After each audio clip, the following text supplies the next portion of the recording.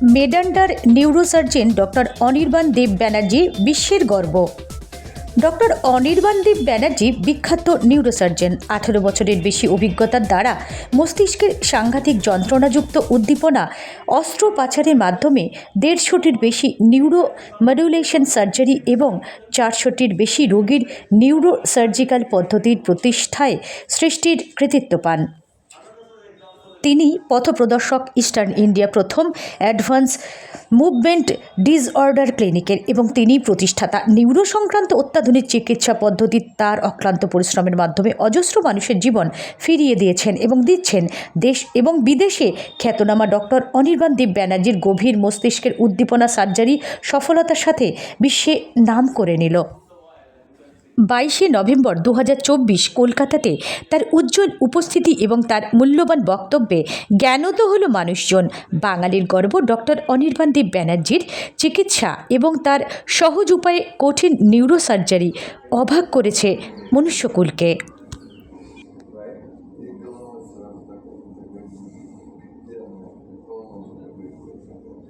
আপনাকে একটা প্রথম একটা জিজ্ঞাসার আছে, সেটা হচ্ছে যে দেখুন, আমাদের মধ্যে তো একটা ডিপ্রেশন বা এই ধরনের রোগ রোগে সাধারণত আক্রান্ত হয়ে পড়ছে বিভিন্ন কারণে, পারিপার্শ্বিক এবং সামাজিক কারণে।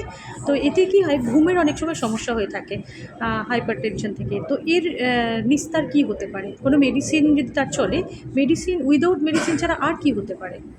দেখুন, ডিপ্রেশন বা হাইপারটেনশন যে আপনি রোগটা বলেছেন, তার অনেক কারণ থাকতে পারে। ফার্স্ট অফ অল তো একজন স্নায়ু চিকিৎসক বা সাইকিয়াট্রিস্টকে দেখিয়ে তারা যারা ওষুধপত্র যা দেবে সেগুলো তো হবেই, কিন্তু মেইনলি আমার মনে হয় যে আমাদের ফিজিক্যাল অ্যাক্টিভিটি কমে গেছে ওভারঅল। আমরা যদি এক্সারসাইজ, ফিজিক্যাল অ্যাক্টিভিটি করি বেশি করে, তাহলে অনেক ক্ষেত্রে ডিপ্রেশন, হাইপারটেনশন, ডায়াবেটিসের মতন কমন যে রোগগুলো কন্ট্রোলে থাকে। আচ্ছা আচ্ছা, এর যেমন আমি বলি, প্লাস খাবার, ডায়েটে কন্ট্রোল, মাইন্ডফুল ডায়েট।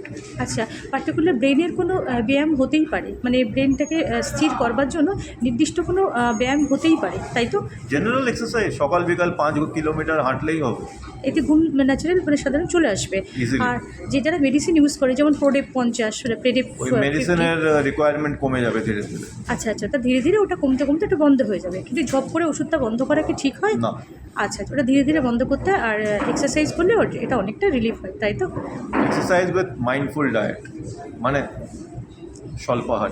আর চিন্তামুক্ত কী করে হওয়া যায়? বিশেষ করে দেখুন, চিন্তা তো আষ্টেপৃষ্টে বাঁধে মানুষকে। স্পিরিচুয়ালিটি, লাইফ ইজ ইম্পারমানেন্ট, চিন্তা করে তো আর লাভ নেই। বাস্তবের সঙ্গে পা মিলিয়ে চলতে হবে, পা মিলিয়ে চলতে হবে। আর এইটা ভাবতে হবে যে আমাদের জীবনটা ক্ষণিক মাত্র।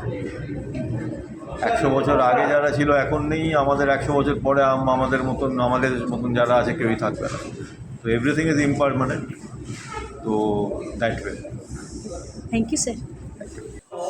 খবরে Sunanda, bureau report, SB world news. Makes a difference in the quality of life of the patient. It brings a disabled patient, a bedridden patient, a wheelchair